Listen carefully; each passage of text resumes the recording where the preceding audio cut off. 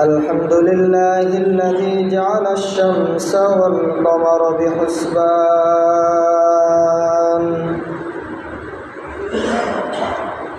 والنجم والشجر يسجدان وفضل زمانا على زمان كما فضل مكانا على مكان وإنسانا على إنسان ونشهد أن لا إله إلا الله وحده لا شريك له لا ضد له ولا ند له ولا مثل له ونشهد أن سيدنا وحبيبنا وطبيبنا وطبيب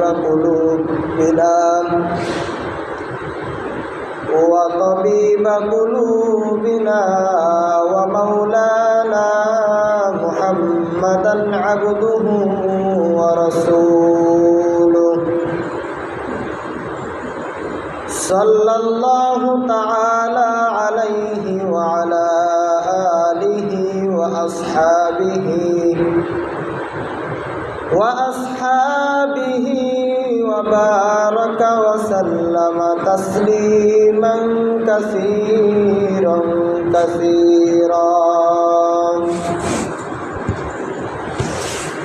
أما بعد فقد قال الله تعالى في كلامه المجيد وفي الفرقانه الحميد أعوذ بالله من الشيطان الرجيم بسم الله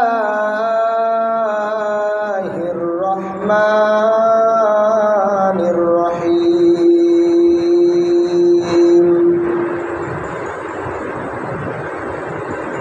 يا أيها الذين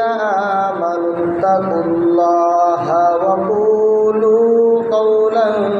سديدا يصلح لكم أعمالكم ويغفر لكم ذنوبكم ومن يطع الله ورسوله فقد فاز فوزا عظيما صدق الله العظيم